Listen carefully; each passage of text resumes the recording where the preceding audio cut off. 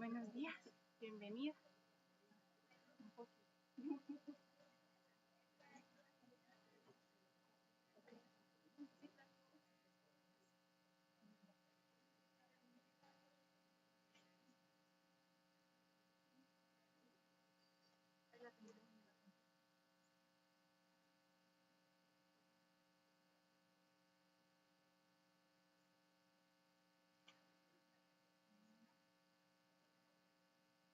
Maestra.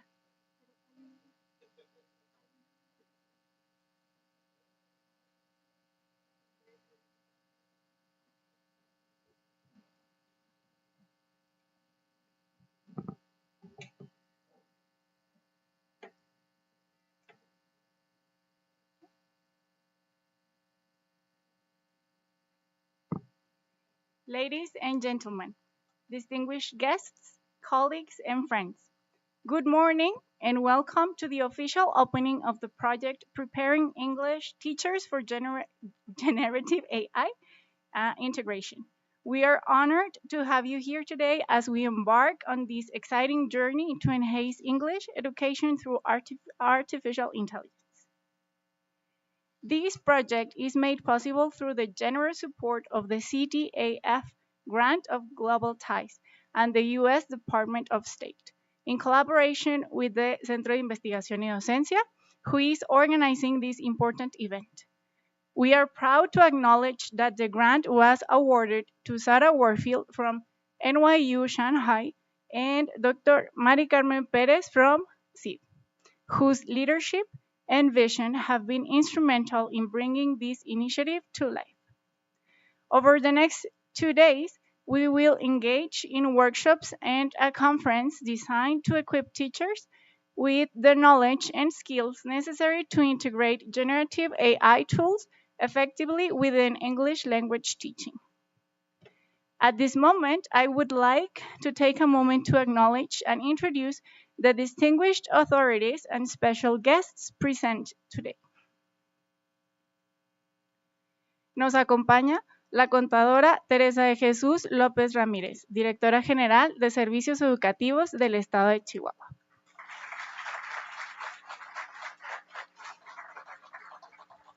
La doctora Carmen Julia Aguirre Santana, secretaria técnica de la Dirección de Servicios Educativos del Estado de Chihuahua.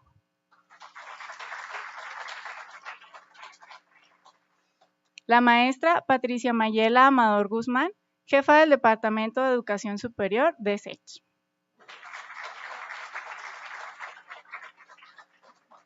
La maestra Sarah Warfield, profesora del English for Academic Purpose Program de la NYU Shanghai, co-coordinadora del proyecto Preparing English Teachers for Generative AI Integration.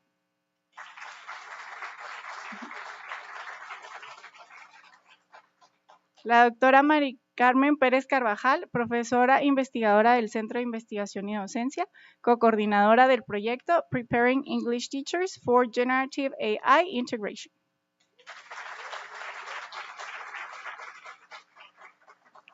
Y el doctor Homero Alan Estrada Hernández, director del Centro de Investigación y Docencia.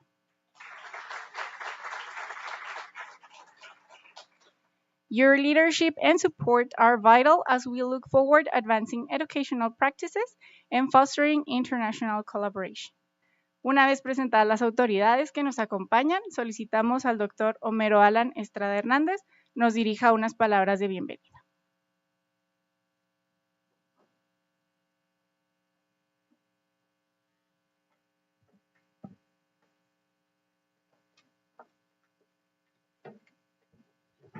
Hello, good morning, and welcome. How are you? Fine. I am very nervous. It's my first time talking in English and audience. Oh my God, it's only English teachers. Hasta ayer me llegó mi inglés, ¿eh? Ok. Pues para nosotros es un gran honor, si me permiten y me disculpan el mensaje que lo dirija en español, y es precisamente eso que es necesario hablar, ¿no? El gran reto educativo que tenemos, que nuestros estudiantes dominen otro idioma, en este caso el inglés. Es un gran reto que ha venido estableciéndose diferentes estrategias para que esto sea posible.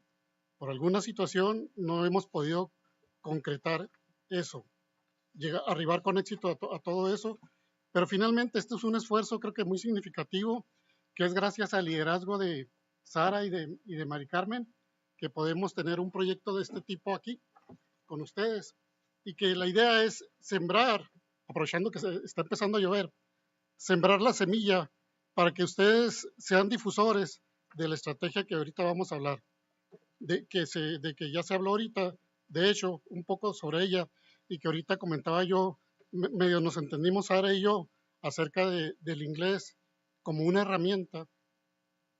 Fíjense, el inglés es una herramienta, ahorita nos decía la contadora ahí, es una herramienta que piden los empresarios, y probablemente la veamos únicamente en ese sentido, pero creo que los idiomas son herramientas de comunicación, y el inglés es una herramienta de comunicación universal, que tiene que ver con los negocios, la industria y todo, pero para nosotros tiene que ver con el conocimiento. El inglés es una herramienta fundamental para divulgar el conocimiento a nivel internacional. Es como los grandes científicos se pueden comunicar entre sí, y creo que por eso es una herramienta fundamental en ese sentido. La otra herramienta, que es una herramienta, es la inteligencia artificial. La inteligencia artificial la tenemos que utilizar para que nos permita a los seres humanos ser más y más inteligentes. O sea, la inteligencia artificial no viene a sustituir, no puede sustituir a la inteligencia humana, porque finalmente nosotros la creamos. Entonces tenemos que buscar en ese sentido ello. Y este evento, pues que hay, como ahorita decía la contadora, que hay que monillo al dedo, no contador. ¿Por qué? Porque se está instrumentando lo que se denomina la agenda estatal de inglés. Y creo que todos los actores tenemos que ir esforzándonos en ese sentido. Entonces a nosotros nos da mucho gusto pues poderlo recibir aquí en esta institución, y estamos haciendo un esfuerzo bien interesante, bien importante, redefiniendo todo esto, lo que viene siendo con la enseñanza del inglés, porque esperamos que pronto podamos instrumentar, ya está hecho, ya está instrumentado, únicamente poner en marcha una especialidad en la enseñanza de inglés. Ojo, es especial, es un posgrado que el sí ya tiene diseñado, ya está autorizado por la Ciudad de México. Nos faltan ahí pequeños detallitos burocráticos para poder empezar a implementar una especialidad en la enseñanza del idioma inglés. Entonces, para nosotros en realidad es un orgullo poder darle la bienvenida. Yo me quisiera referir de manera particular a Sara. Sara, welcome to Chihuahua, to Mexico. I hope you to place stays here. And thank you for your support and Jewish Consulado of Jewish Consulado. Es que es mi inglés, es de Basushi. Es mi gran esfuerzo.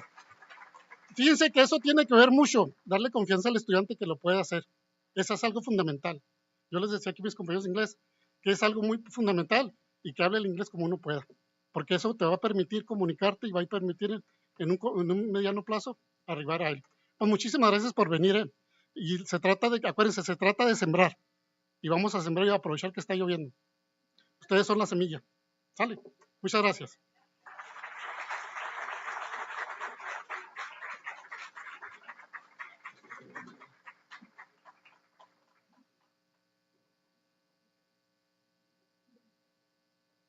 Gracias, doctor Homero, por sus palabras.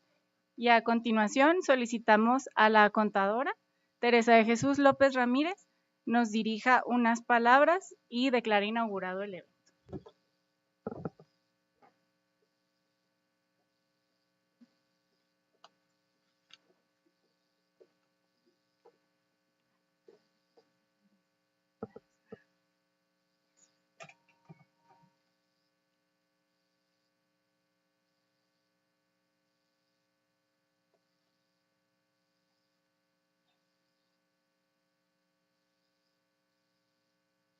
Bueno, pues muy buenos días a todos y a todas.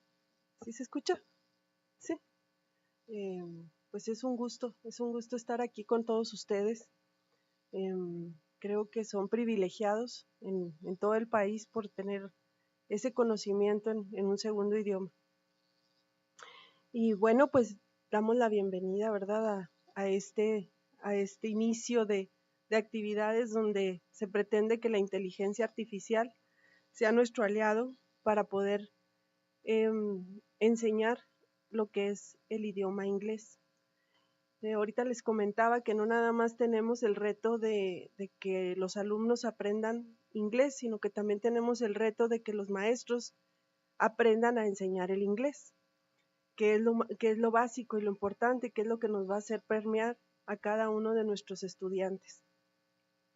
Muchas gracias, maestro Mero, por permitir, por buscar esos espacios donde nuestros temas de vanguardia pues sean atendidos, como es la agenda estatal de inglés. Y efectivamente ahorita, como lo comentaban, y aprovecho para darles un saludo de nuestro secretario de Educación, el licenciado Francisco Hugo Gutiérrez Dávila, que está atento a cada una de las actividades que realizamos en el sector educativo. Y sí, pues fue una visita que le hicieron los empresarios a nuestra gobernadora Maru Campos, que también les envía un saludo, y le dijeron, pues somos frontera y necesitamos que el nivel de inglés suba en este estado. Somos el número 26 de los 31 estados.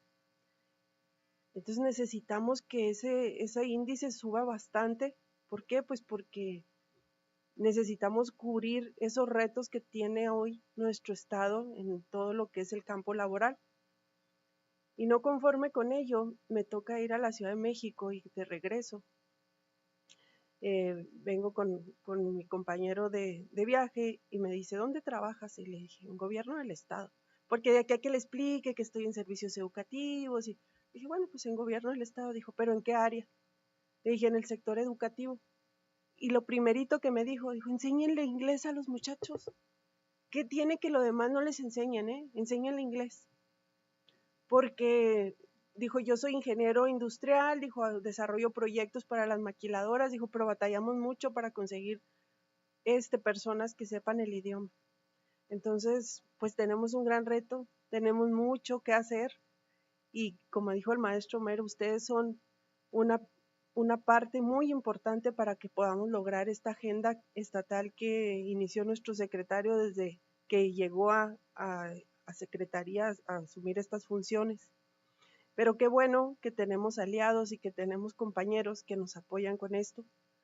Y pues agradecerle mucho a la maestra Mari Carmen Pérez Carvajal, que se dio la tarea de buscar este espacio.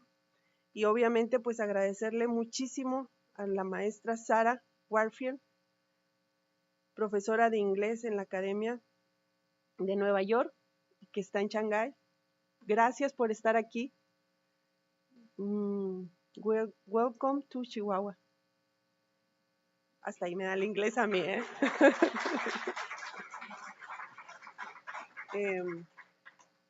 y fíjense que les voy a confesar un secreto, que es un secreto a voces.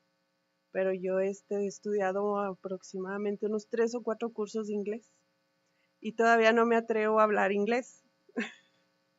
Y hace poco fuimos a Estados Unidos y me tocó pedir las hamburguesas y pues las pedí sin papas y las pedí sin refrescos.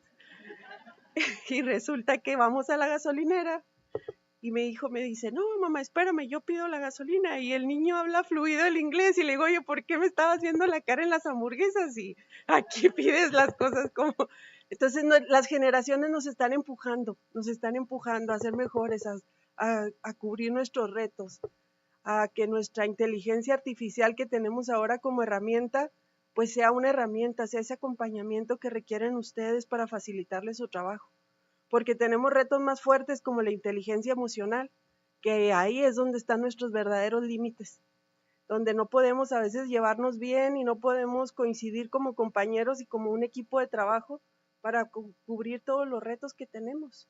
Entonces, creo que ustedes tienen un gran privilegio. Gracias por estar y por aceptar esta invitación y esperemos que pronto puedan ser miles de maestros los que tengan este privilegio de conocerse, de saber que la inteligencia artificial no viene a sustituirnos, porque pues la razón de ser del ser humano es lo que nos va a llevar a nosotros a poder vencer los retos, a poder llegar al corazón de cada uno de esos niños y niñas que luego van a ser corazones bilingües.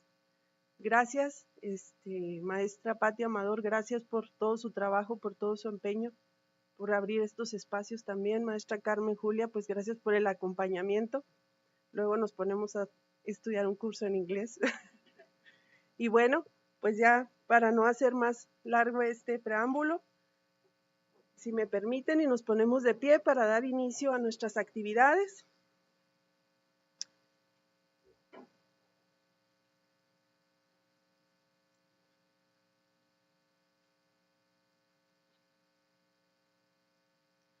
Siendo hoy lunes 23 de junio a las 9:33 horas, damos formalmente inaugurados los inicios de los trabajos de esta agenda de inglés. Gracias, bonito día. Gracias, maestro.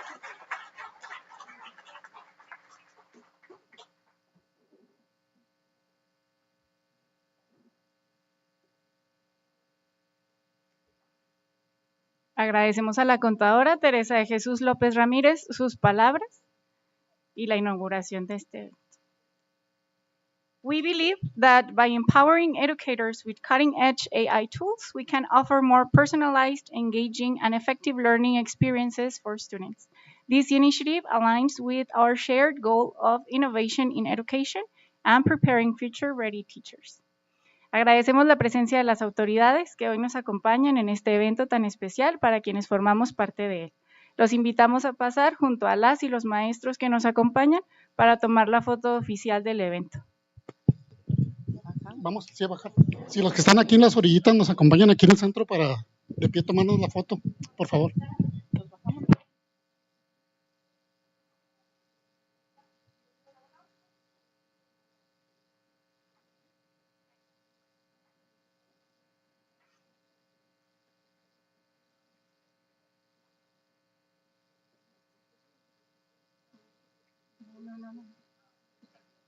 Si nos hacen favor de juntarse un poco para que todos salgan en la foto, por favor.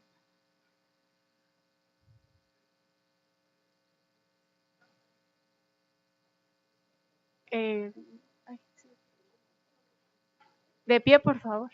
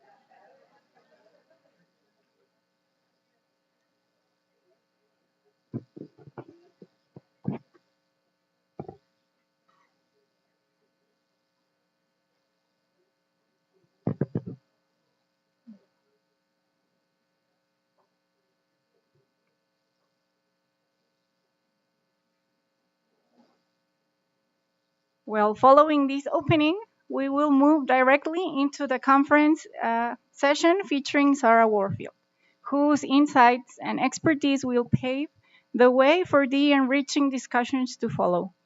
And let me introduce Sarah to you. So she is a senior lecturer in the English for Academic Purposes program at NYU Shanghai. Prior to joining NYU Shanghai, she was a fellow and fellow coordinator for the English Language Fellow program, a program of the U.S. Department of State. She is currently an English language specialist in the English Language Fellows program, providing training and program support to language instructors around the world. So Sarah, the mic is all yours. Welcome.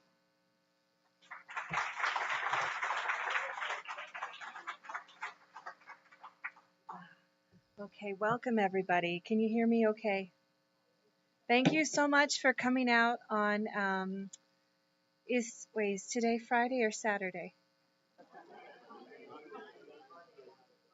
Thank you for coming out on a Monday. Okay. And thank you for having me here in Mexico. I I work at NYU Shanghai, yes, and I also, as she said, I'm an English language specialist with the U.S. Department of State. And so in that role, I work with teachers. I've worked with a lot of teachers in China. For 10 years, I've worked with teachers in China, and I work with teachers all over the world to talk about English language teaching. And the little Spanish I understand, I heard many people saying English, English, English, English, right? How important is English? And I like to think about English not as something that pushes, but something that pulls, right? Something that brings us together. And so I see a lot of hope and a lot of potential if we can bring people together more than we push people away. And so this to me is why I do what I do. And I enjoy so much working with teachers. So thank you so much for having me here in Mexico. Today I'll be talking about AI tools in teacher training, specifically ESL, EFL instructors in Mexico. This is a research project that I've been conducting for a few months now, and I interviewed 12 teachers, and I'm still analyzing the interview data. So I'll be sharing with you today some background data that I've gotten on the teachers in Mexico to help us sort of get a sense of what teachers in Mexico are doing with AI. So we'll be talking a little bit about that. We'll be talking a little bit about AI in today's keynote. Okay. Oh, it worked before. Click.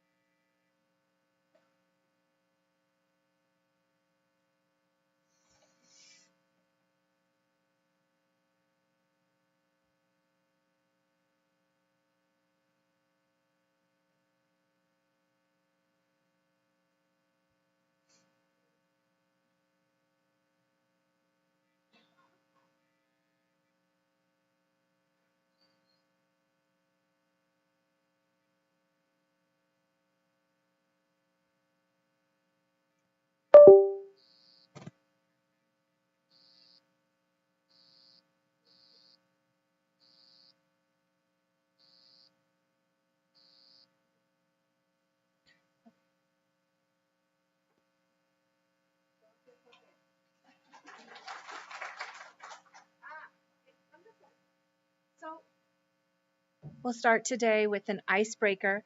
This is because this is a very special conference that we're doing this Monday and Tuesday, not Friday and Saturday. This is a special 2-day conference. I love a 2-day conference. I love a small group of educators and teachers and researchers coming together and sort of seeing what can we build over 2 days. So to get us nice and loose and ready to talk to one another, I've prepared an icebreaker. And then we'll look at why AI in ESL, EFL classrooms. I'll go over the current study that I'm doing in Mexico, and then we'll do some looking ahead. Okay, let's jump right into our icebreaker. So this icebreaker is called Have You Ever? And I'm using some materials from americanenglish.state.gov. Has anybody participated in a U.S. government program before? Has anyone used this website before? Oh, well done. 1, 2, 3. Well done. I don't have a prize for you, but good job. Can you tell us how you've used americanenglish.state.gov? Have you used this website to find any materials? Do you remember? Okay, maybe you'll know this one. Today we're going to be using one called Activate Games. I pulled some ideas from Activate Games. So icebreakers are really nice. They help us get to know each other better. This icebreaker I use when I talk about storytelling with teachers. I pulled an article on americanenglish.state.gov.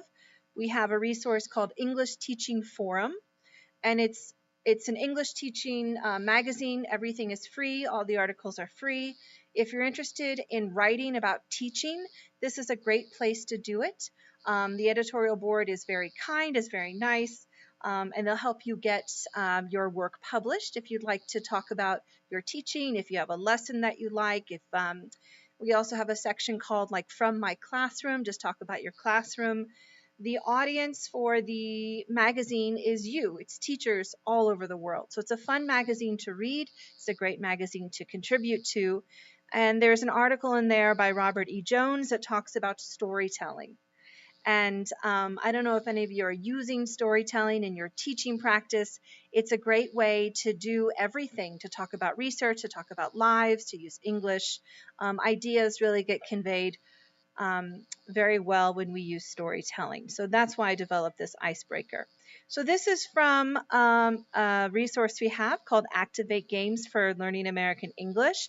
The QR code takes you to the website. From this QR code, this is the website. You can download everything for free. The nice thing about Activate Games is it has a video you can watch to learn how to use the games and integrate them into your classroom. These are games we developed because with the U.S. Department of State, with the English Language Fellows Program, we go to schools all over the world, to low-resource schools, to schools in rural communities where they're not using AI because they don't have computers or internet or anything. So we want to always consider in our teaching practice. Today we're talking about AI, but we're always thinking, how can we adapt what we do to different classrooms, different contexts, different students? Okay, so here's a game called Have You Ever, Oh When. I'm going to move so I can see. Okay. Can you hear me? Okay. This is a really nice icebreaker. It's a get to know you game. So guess what? If you don't know the person next to you, you're about to get to know them. This is very nice. This is a great way to get students talking. If you go to the website, you can hear that the game board. If you go to an event hosted by the Costa and Juarez, they'll give you a game board for free. They're really nice. It's a great way to get students talking. It's a great way to find those common experiences across students. So you can use this. Oh, hello. You can use this for language focus, which is really nice. So this one we're using the present perfect tense. So if you want to sort of get that input for the students, get that exposure. And then you have students ask the questions in the present perfect, answer in the present perfect is one way to use this game. And you can also notice past participles. There's a lot you can do with grammar with these games. You can focus on form in addition to just using them as icebreakers. So for the icebreaker today, for the turn-in talks we do later, I'll be using timers. I always use timers for timed activities. Does anyone else do that? Yeah, it's so nice, right? Especially when you have students who want to keep on talking. Especially to show students, it's a fluency practice anyway, to help them continue to say the same thing in the time that they have. So we'll start the activity when the timer starts, and we'll end the activity when the timer ends. I always like to say this when I do teacher trainings, so things don't get out of hand. Okay, so here comes question number 1. I'd like you to please turn to the person sitting next to you and say hello. Okay. If you don't have a person next to you, maybe you can go behind you. Okay. Be sure everyone has someone to talk to. Everyone look at that person and say hello so I know you have someone to talk to. She needs someone to talk to. Okay. Okay. Everyone, okay. Say hello to your partner. I love your eyes. Good morning. Good to see you. Okay. You're going to ask and answer the question on the next slide. You have 1 minute. This is really important for fluency. It's not just that you have to finish within the minute. You have to continue talking until the minute. So you have to speak for the entire time. If your partner stops speaking, you can say, tell me more. Okay, repeat after me. Tell me more. Go on. Okay, so always get your partner to say more than they want to say. Okay, here comes question number 1. Have you ever swum in a river? Okay, go. Jorge, will you push the thing?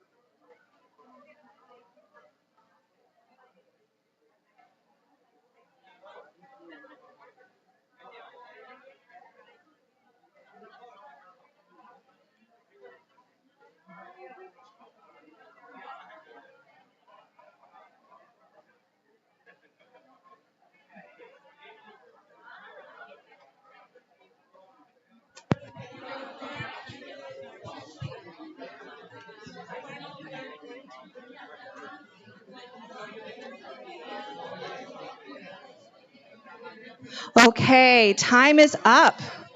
Let's do question number 2. Turn to a different person sitting next to you. They can be behind you. They can be in front of you. Find a different person sitting next to you. Say hello. Hello. You have beautiful eyes. I love your eyes. I love your shirt. Ask and answer the question on the next slide. You have 1 minute. You must speak for the entire minute. You can say, tell me more. Go on. Let's keep on talking. Okay. Have you ever watched a baseball game? Thank you, Jorge.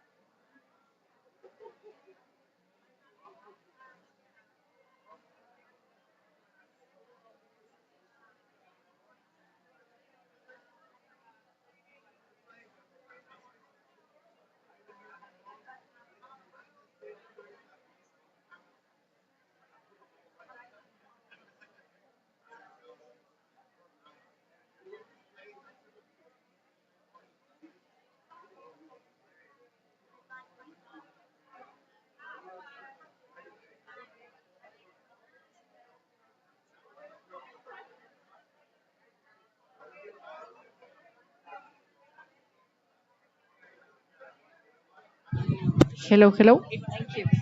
Okay, time is up. You guys are really, really good icebreakers. So thank you so much for doing that. It's also for me. I hate a quiet room. I like a nice loud room. And when I talk to teachers, I always like to remind them there's so many of you and there's one of me. So who has the knowledge in this room? You do. You have the knowledge. You can learn from each other. You can ask each other questions as we go through these next 2 days to talk about AI. Okay, so why do we use AI in EFL classrooms? Oh, let's talk to our neighbors again. Really quickly, we're going to ask each other this question. What is Gen AI? So we're going to do a quick turn and talk. Look at your neighbor. Look at your neighbor. Look at those eyes. Los ojos geniales. Okay? Say hello. Ask them, what is Gen I? What do you think? What is it? Ask your neighbor. Thank you, Jorge.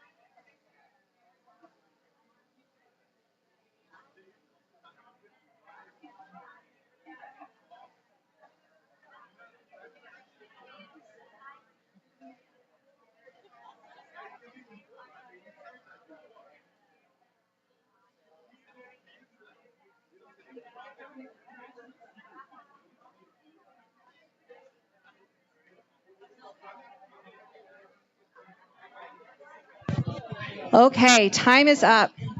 Heard a lot of good answers. So basically, generative AI or AI is a field of computer science that aims to create intelligent machines. Who uses ChatGPT every day? Oh, there we go. I do. I used it today. I used it yesterday. It feels intelligent, right? It knows a lot of stuff. That's the point of AI. It makes us think it knows a lot of stuff.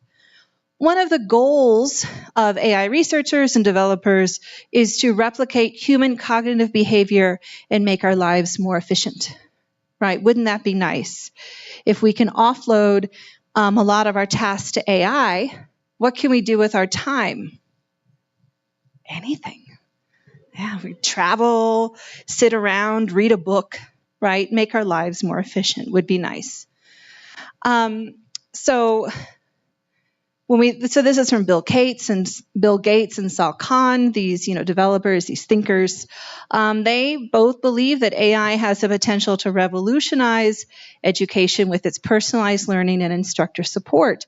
The citation here is from a blog that Bill Gates wrote 2 years ago, and basically he says within 10 years, all of education will change, right? But it's going to take a lot of catching up, right? Because schools need to have infrastructure to use technology, to use AI, all these things. But we'll see. We'll see what happens in the future. But maybe in 10 years, education is completely different. We think about teaching with Gen AI, it's just another form of technology. So I've been using technology for 20 years. When I started teaching with technology. So to me, it's just another way to teach with technology. So in the past or today, we had all these little types of technologies. Oh, good. Our computer, our World Wide Web. If anyone remembers, about 20 years ago, there were all these lectures on how to use the internet. Oh, it's too much internet. Let's not use the internet. All this back and forth with technology and education. And that sort of leads us to where we are today, which is teaching with AI. The difference with AI as a teaching with technology tool is it's more. It's everything, right? And the adoption rates have been really fast. And so a lot of researchers who talk about AI basically say you have to adopt now or you get left behind. And that's it. We know that across educational systems, this was just, I think in Estonia, I just read about Estonia the other week. They're doing AI in all K through 12 classes. And not just using AI, they're teaching students how to create AI and manipulate AI. So if we don't have AI in our classes, we'll be getting these students who are ready to start using AI and they won't see it in what we're teaching. So something to consider. Another turn and talk. Let's do another turn and talk. Look at your neighbor. Say hello. Hello again. Nice to see you again. You're still beautiful. Ask them, how can Gen AI enhance language learning? What do you think? You have 2 minutes and there's no timer. We'll just 2 minutes-ish. What do you think?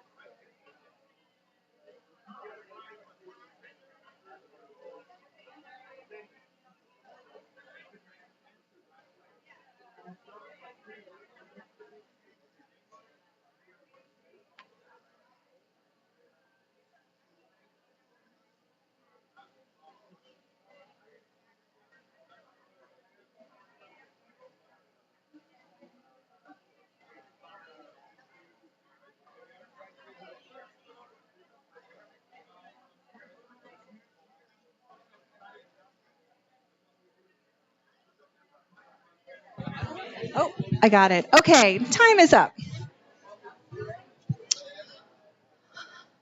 So, what is AI doing in the school? So this is from 2023.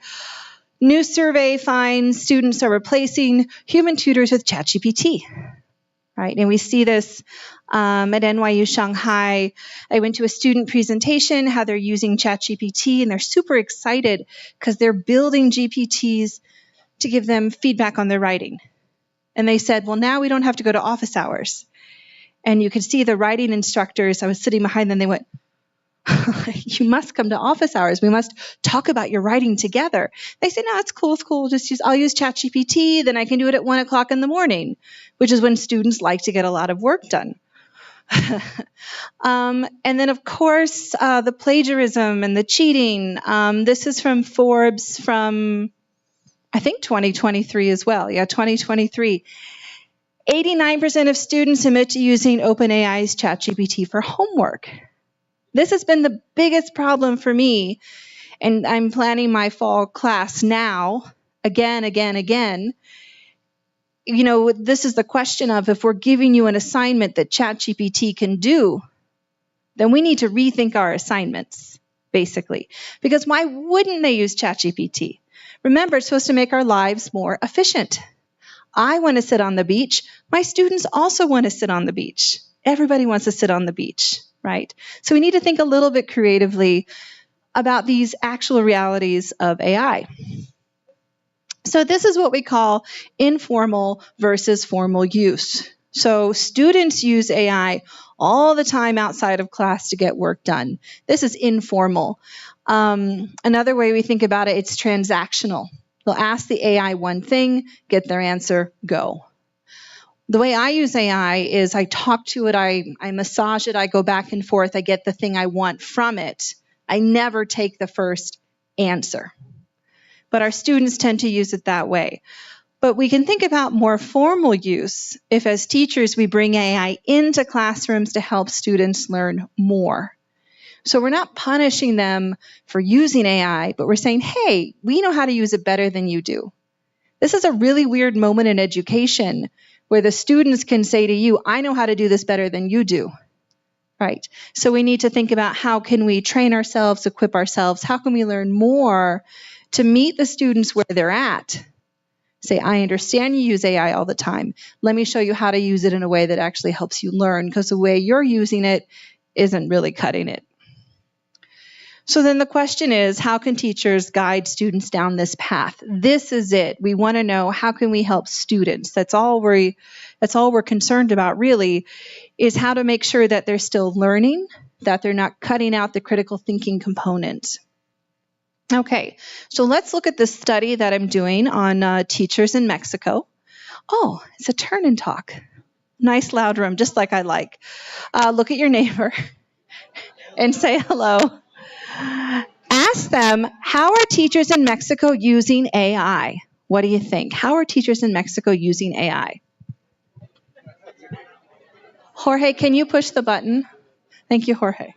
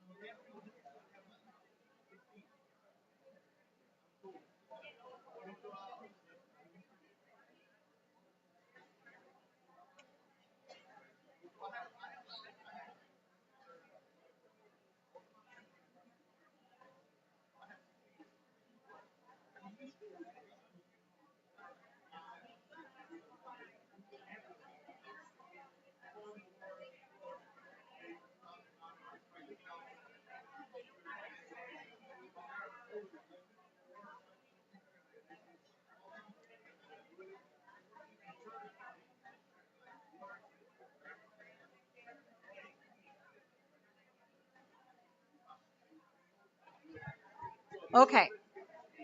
Does it work? Okay. Time is up. Um, so in this research study that I'm doing, I have 3 questions. Um, so I did this research study with teacher educators at teacher colleges.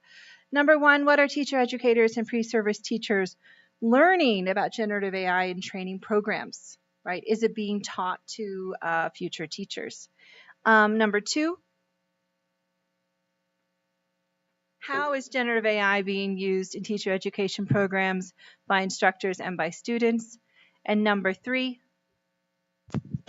is generative AI being treated as a topic, a tool, or both in teacher preparation? This question is really interesting to me. Thank you, guys. The third question is really interesting to me. We think about, the ways we can use AI. We can use it to create materials. We can use it with students, or both, or what? What are we doing with AI? So for this study, I talked to 12 university-level instructors in Mexico, 7 female, 5 male. The ages were really interesting to me because we talk, and I'm sorry I don't have the interview data today because I'm still digging through the data, but we talked a lot about AI and age, right? And they talked about, I do remember my one participant who was 60 plus was saying that, he's old, but he loves AI. And he's explaining it to the younger people at his school. And then, of course, like the younger participants we would sometimes talk about how, it is the older teachers who don't want to do it, right? And so it sets up this divide in teaching context. And so teaching experience is pretty constant with their age. Teaching experience can go either way. Either I've always taught this way and it works, or I've taught so long, I'm of the mindset we should change as we go. It can go either way. Education, teaching level, and students taught. So mostly pre-service teachers, and then one participant who wasn't teaching anybody at that time. So this study looks at mostly how they're teaching pre-service teachers. So for the methods for this study, I did a background survey and then a 1-hour semi-structured interview about how they use AI in their teacher training programs. The background survey looked at perceptions of AI in personal life. This is trying to see maybe someone uses AI all the time, but doesn't take it into the classroom, right? It's good for me for informal stuff, doesn't belong in the language learning classroom. We looked at how they use AI in the language learning classroom, and they ranked these perceptions on a scale of 1 to 4. Okay, so this is the first one, perceptions of AI. And we can see pretty strong. 4 is, I strongly agree. So 4 is the highest, 1 is the lowest. And pretty good results here on their perceptions of AI in education. This is the only different one, right? So my university encourages the use of AI tools in teaching. The mean score here was 2.1. So I thought this was interesting that they feel like they're able to use AI in their teaching, but it's not encouraged by the university where they teach. Not that it's denied or prohibited, just that it's not part of the instruction that they're getting in how to teach pre-service teachers. Okay, so in the current study, let's do another turn and talk. Look at your neighbor. Say hello. Ask them, do you agree with these teachers, these perceptions of AI? Why or why not? What do you think? And I put it on this slide here. So look at these results together. Discuss with your neighbor. What do you think? Would you answer the same way?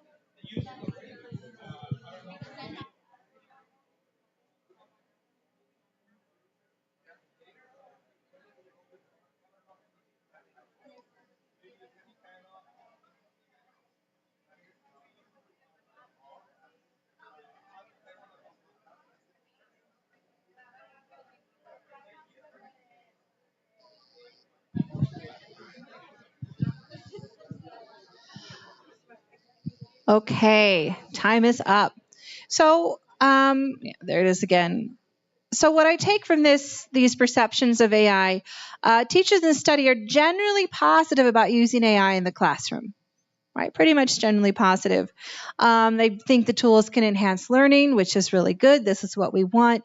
We don't want to bring in a new technology if it doesn't actually encourage language learning. We've had the open version of ChatGPT for about 2 years now. And since then, it's been really hard to find these studies that show it actually increases learning. We have student perceptions, teacher perceptions, we have motivation, but does AI make us better English teachers, English learners? Are there learning gains? But again, as I said before, they perceive that universities do not encourage the use of AI. I found that very, very interesting. At my university at NYU Shanghai, anyway, I could talk about it later if you have questions. It's really not encouraged so much at NYU Shanghai for a handful of reasons that I'd be happy to answer later.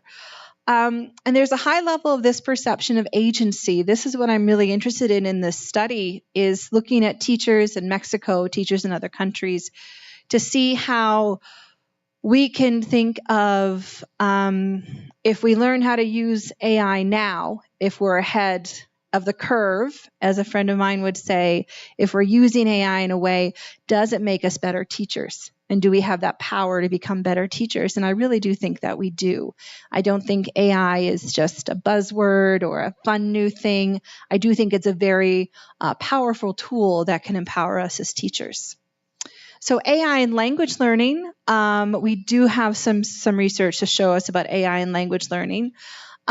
This is a study from 2023. You can use AI for writing, revision, and feedback to provide reflection and not just correction. Does anybody use Grammarly? Our good old friend Grammarly? Yeah, do you use it with your students where they track their, yeah, that's wonderful, right? And that's AI. It's a way to use AI with your students. And this is what we'll talk about in these next 2 days. We continue to talk about this is a critical component of using AI. Instead of just letting AI give you an answer, you can reflect on the answers it gave you. You can think about them over time. There's tons of pronunciation and speaking tools that have adaptive support. So this is personalized learning. This one I'd be happy to talk to you about one-on-one. This one I feel a little bit unsure about because it might promote one type of standard English, which isn't necessary, right? So pronunciation apps are great if they are inclusive for more than one English. AI, and this is work that I'm doing myself with my own students, AI for vocabulary, I think, has a lot of potential, especially from the adaptive learning perspective. For my students, throughout my career, it's always been vocabulary. I've always wanted to tap leadership and say, hey, can we just have a vocab class? Because that's what the students actually need. So I think AI is a great place to offload vocabulary for learning for students. So that's repetition, interaction. And then you can do a lot of grammar instruction with AI. Is anyone using AI to do grammar instruction? Yes, it's great. It's so simple. It's so easy. And this helps us focus on form and not just fluency. So using chatbots for grammar instruction for goal-oriented activities. So the research is coming about how AI is improving language learning in our students. I also, again, as I said, I asked the teachers, do you use AI tools in your personal life pretty regularly? Are you comfortable using AI tools? This is important to me. If you're not using ChatGPT every day, I encourage you to start because your students are using it every day. So you don't know what they're looking at. You don't know what it's telling you. I use it so much that when a student uses it in an email, I say, this is ChatGPT, try again. because I recognize it immediately, right? So it sort of suggests if we're comfortable using AI personally in our personal tasks, then we'll want to use it with our students. Okay, let's do another quick turn and talk. Look at your neighbor. Say hello again. I've missed you. It's been so long. Do you agree with these teachers? Why or why not? What do you wait? No, let's skip that one. I don't know why that's in there. Let's skip it. Let's keep on going. Don't worry, you'll turn and talk again. So these are the results for using AI tools in the classroom. And we can see they're using them. I didn't remember 4 is, absolutely all the time. I totally agree. And I kind of wanted more 4s here in these answers. We can look at the standard deviations and the median to give us some more ideas. But I kind of wish these scores were a little bit higher. This one I found interesting. I use AI tools as autonomous learning tools, e.g. chatbots, and the answer was kind of low. Is anybody using chatbots with their students? Oh, interesting. I think they're phenomenal. So if you have questions, talk to me at the lunch, talk to me at the breakfast. Happy to share that with you. This I thought was interesting too. Is anyone using AI tools for lesson plans? So good, right? What is this? What does this mean? What's up? You're using it for lesson plans or using AI and WhatsApp? It's so good, right? What do you like about it? Sorry, what is your name? What? Eduardo. And who do you teach and where do you teach? Uh-huh. Wonderful. And what do you like about AI for lesson plans?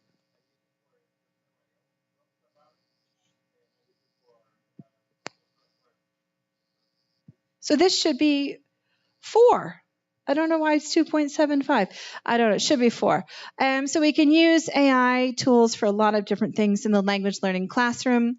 And what we notice again, I want to notice this difference between creating classroom tasks. So there's things we use with students, creating materials, helping me, lesson plans. And here we go. These are like the student categories, and the ones in the middle are the teacher categories, right? So are we using AI for me or using AI for the students? And I don't know if there's anything definitive to take from these tiny, tiny data results, but it looks a little bit like the teachers don't use chatbots, and they don't use it so much they don't use it as much as I'd like them to do. Okay, here we go. Here's our turn and talk. See, yeah. Okay, so look at your neighbor. Say hello again. You're my favorite person. Can't wait to talk to you for 2 days.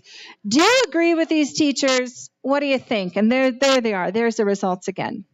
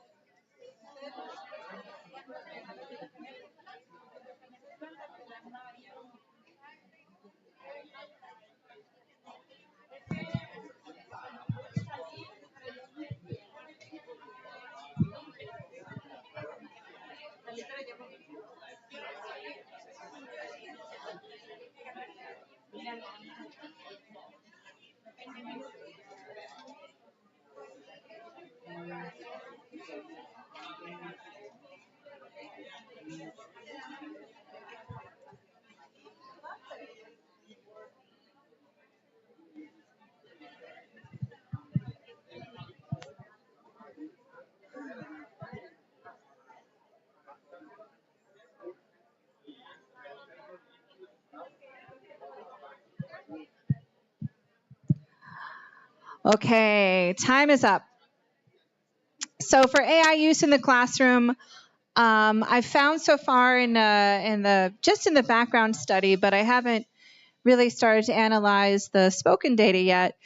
AI is used mostly for teacher support and not student tasks. And this is pretty similar. I should have pulled that research into this presentation. It's pretty similar with a lot of the research that's being done on training teachers with AI. Teachers want to learn how to use AI to teach better. They're not so interested in learning how to use AI to make tasks for students. But in this way, AI can be very empowering if you're a non-native speaker of English and you're teaching in English, and all of a sudden it becomes a lot easier to teach physics because you can ask ChatGPT, hey, explain this to me quick. I met a woman in Taiwan, and she is in charge of training all the university instructors in Taiwan. Big job. And she's training them in how to teach content-based university classes in English, and they're all using AI to get it done. And it's so great for the teachers. It's great for their professional development. It's really supercharging what they can do. The sticky part comes when we tell our students, you can't use AI. But I use it all day to prepare materials, to do assessments.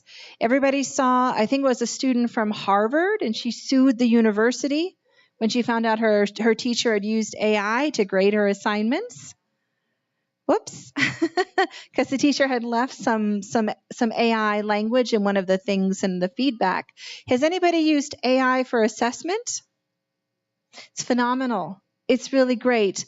And I think also the research shows if you're using it, if you have a class of 200 students and you just feed the rubric to AI, it doesn't do such a good job.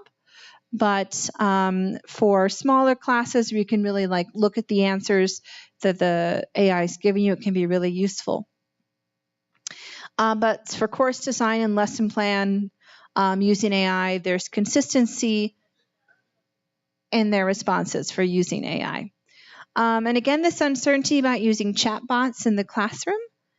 I think chatbots are really great because you can use the talk to text feature. You can talk to chatbots. Sometimes they'll talk back. So it's really useful, especially for speaking.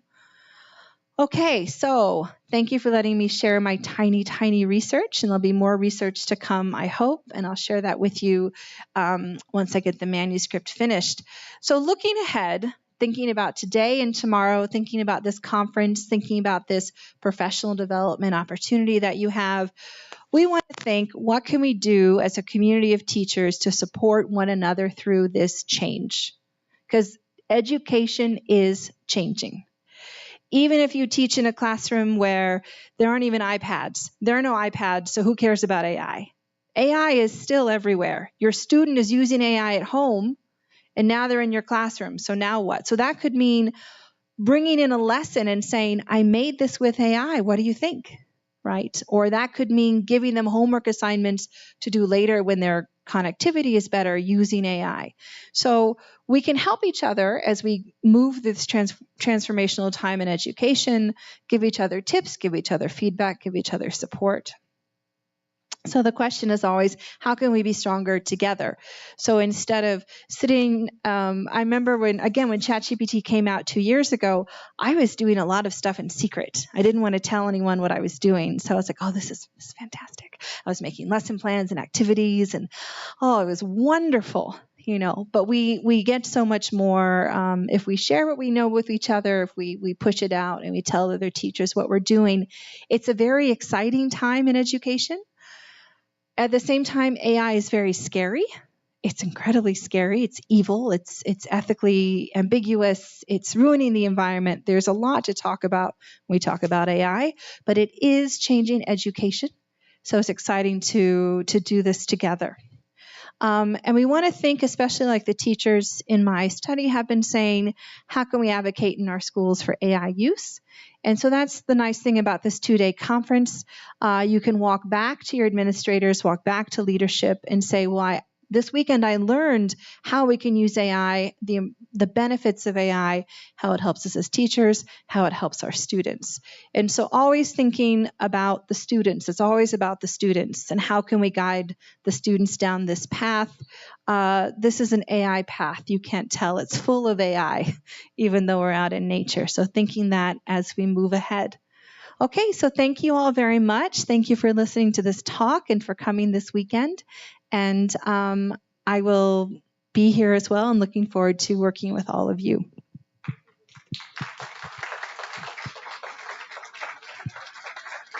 So Q&A. Well, thank you, Sarah. Listening to you has contextualized us for what's yet to come in these 2 days of workshop. And now, since we have a little bit of time, if there are any questions or comments you would like to ask Sarah, then we can do them.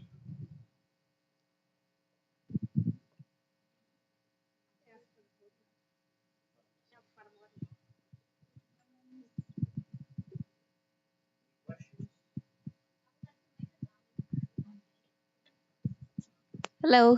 Hello. Well, I would like to make a comment and tell you that we're aware, that all our students use AI all the time. Because when we give them an assignment, they will do it with the AI. Yeah. I think that what we're missing is to redesign our activities in a way that they can use it and make our lives easier. Mm-hmm. So are you saying that you support maybe redesigning tasks so students can use AI? Yeah, for them to learn. Yeah, I agree. And to make our lives easier. Mm-hmm. That's the only thing we're missing. I think we can redesign our activities in a way that they can be answering them by using AI. It doesn't matter, but that in that way they can have a learning um,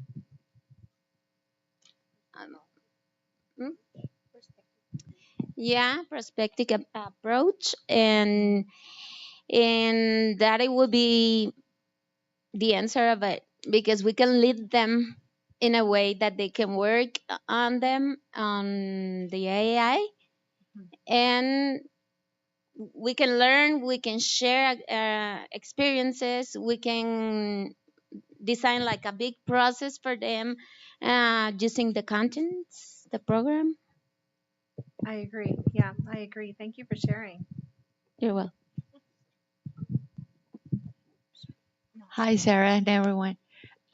You said something that like clicked in my mind, okay? And it's something that maybe we all are using it, but we are afraid to say that we use AI. And the thing is that we don't have to be punished to use it, but to know how to use it in order for us to tell the students that you said, this was made with AI.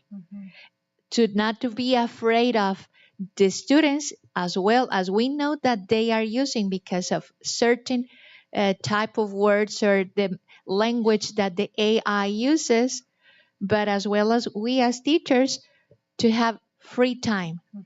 And we have a lot of time to use the AI without being afraid of using us, as we use Google. Okay, exactly. That's it. Okay, that's the way that I think that we have to switch our minds to use it as a tool, not as a punishment to use it. Yeah, I totally agree with that. And it's been really interesting the past 2 years. The first day of class, we talk about AI. And I feel like we talk about AI every day in class. And so, for example, if I give the students a homework assignment in the LMS in Brightspace, which is what we use, and I'll show them the homework assignment, and I'll say in the homework assignment, this will take you 30 minutes. I'll say, or 5 minutes with AI. Like, it's up to you. At some point, I understand you want to use AI. And it's so tricky as well. Has anyone ever said to a student, I know you used AI? And what's their reaction? Oh no! How dare you? How dare you say that about me? And the thing about, like, we've always had students who've cheated. We've always had students who want to take shortcuts. Our students are not us. I love learning. I love going to school. I love working, and the student thinks, how quick can I get this done? And then for my students, it's how can I get a 4.0? That's all they care about is a 4.0. And then also for non-native speakers, why take away from them a tool that makes them better or makes them more competitive? Why take that away from them? And so then thinking, if we do start incorporating tasks with AI, how do we design those tasks? How do we do our courses so they're still a critical component? And I also tell my students, I work a lot on AI literacy in my classes to give them the language they can use to talk about how they use AI. So they can say to future, like to graduate programs, to employers, this is how I use AI. So they're using it intelligently, using it critically. Yeah, absolutely. Hi, my name is Ismael. I teach in junior high school, and to be honest, I'm kind of scared about the artificial intelligence. It's not that I don't use like technology. I have used Kahoot, I have used ChatGPT for lesson planning or for teaching materials, but I have two sons. One is in like ninth grade, and well, it's seventh grade, it's junior high, and the other one is in 10, which is like high school. And it was like last month that we're doing all these kind of projects to end the year. And he did a big project, like 20 pages, social studies, the influence of Mexico around the world. And time was going out, it was like 2 o'clock in the morning. And I asked him because I checked the work and everything. And I asked him, hey, you have to give your opinion. And it will take like 3 pages to give your opinion. Say, no problem. I'm going to do it like in about 5, 10 minutes. Okay. Yeah, I'm going to use like internet. I'm going to use my artificial intelligence and it will do it for me. Say, what the heck? I mean, do it. I want to read it. Then he did it and I read it and it sounds like him. That really scares me. Yeah, it's very scary. I agree. And then, uh, and then this sort of like speaks to like the ungrading movement. So I think we might see an increase in ungrading because, again, for my students, the motivation is the grade. There's if I sit my students down, there's very little like I want to learn because I want to learn. They want the grade. And my class is a core curriculum class. So another thing we know is that students use ChatGPT more in required courses than in courses in their major. And so they get it. They know what's going on. They know that if you use ChatGPT, it's not you. It's not what you're saying. It did sound like him, but you haven't worked at all. But then, of course, there's students are so funny. But I have one student who wrote me back some feedback and said, I didn't like this assignment. And I don't care what you said that it is good for us to struggle. I didn't like it. I don't know. Like it's a real disconnect, and so I try to get ahead of it as much as I can. Talk to my students as much as I can. And then not even just rethinking assignments. I think we need to rethink the amount of assignments we give students because students think they do too much work. And so maybe they need, and then, so if we keep on giving them work that AI can do, they can do it faster. Then we're like, oh, well, you need more to do. Let me give you more to do. And they just do it all with AI and then no one's learned anything. But yeah, but it's scary because it sounded like your son. Yeah. And that's the goal of AI is to sound like humans. And they're doing a very good job of it. Yeah. My name is Erwin. I teach at a high school, technical high school. I love AI. I think it's great. Makes my job easier. You just got to improvise with the students. When I give them an assignment, for example, give me a 200 word text where, I don't know, you're talking about Mexican Revolution, whatever, right? And when they show up to the class, they're like, teacher, I got it complete. And you can tell right away it's AI. And I say, okay, you and you come here. And I have them switch papers. Mm-hmm. You answer 3 questions. You answer 3 questions from your text. Mm-hmm. Whoever answers the questions, you pass. If you don't, you fail. It's as simple as that. So, but I surprise them. And you have to do that because if you don't, you got to keep them on their toes. Mm-hmm. You have to. Yeah, I think that's wonderful, and it's a great way to talk about your pedagogy. When you're talking to other people about like why they should hire you, why they should keep you on, because, and this is why the student from Harvard sued her professor, because we're there to teach the students. We're not there to just read stuff from ChatGPT. You mentioned chatbots. Mm-hmm. How can you give an example how you use them? Yeah, absolutely. So this past semester, I was teaching writing, and so I built a writing corpus using published students' essays from our literary journal, and then I trained the chatbot to help students with word choice, basically. And so they asked the chatbot. The chatbot's very strict, and the chatbot I try really hard to tell the chatbot not to give the students all the answers. And so the student can say, I'm trying to say this, but this isn't quite the word I want. And then can you show me examples from the corpus?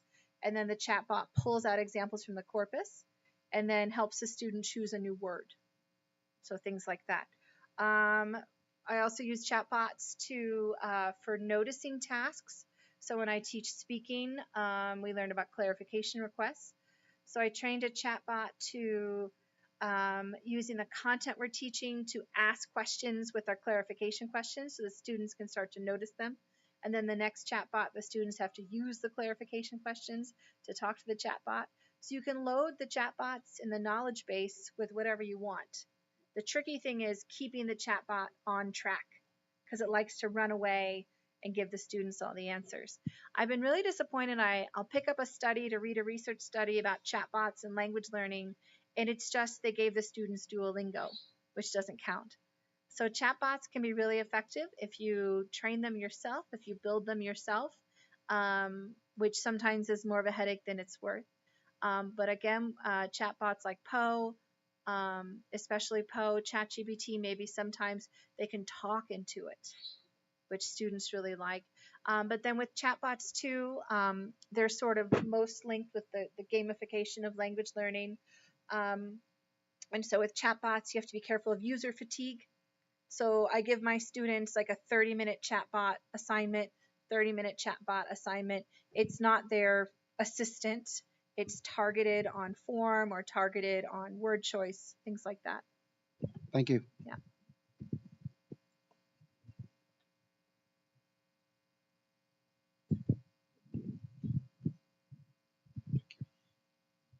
Hi. Well, I like to share. I use AI to provide feedback, personal feedback. For example, I asked to ChatGPT, what can I do if my students doesn't want to do this activity? And I tell Chat the features of my students, like the ages, yes, all the features, and Chat give me alternatives to do in my classroom, and that's very useful. That's it. I wanted to share. That's great. Yeah, that's a great way. Is anyone else using that for lesson planning with ChatGPT? Coming up with ideas for lesson planning? Yeah, it's a really good way to do it for brainstorming for what to do. And then to Edwin, what Edwin was saying before as well, like, and why you can use ChatGPT to make lesson plans is because you have experience teaching and education and teaching. And the scary thing to me is that teachers today might just learn how to make lesson plans with AI, but never learn. But how do they know what they're looking at if they don't have the experience to know what they're looking at? So to me, that's the most dangerous thing about AI is, yes, let's teach our students to use AI. Let's train teachers using AI, but there also needs to be something over here where we teach them what they're looking at, so they know it's good. So it's based in theory and practice. And yeah. Question in the back? No, okay. Any other questions? Anyone? Well, thank you, Sarah. I think those are the questions. But as Sarah mentioned, you can approach her during the coffee break or even lunch. You know, she's going to be here around. And even while we're taking the workshops, if you see her getting into one classroom, don't be afraid. She's just there to assess the whole process. And well, it's part of the project to make sure that you guys are getting all the information that we're sharing with you. So thank you, and let me check because I think we have some announcements to make. Oh.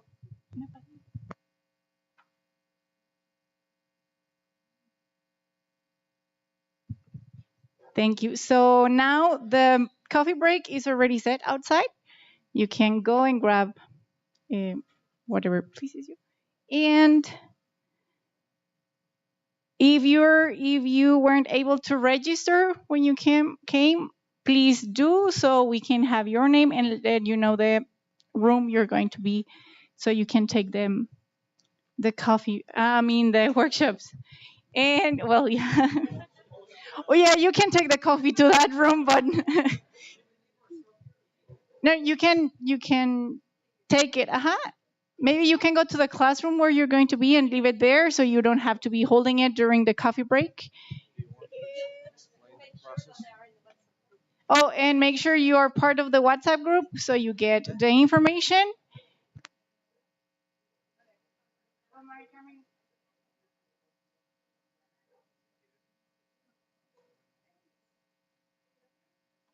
Everyone in the WhatsApp group already?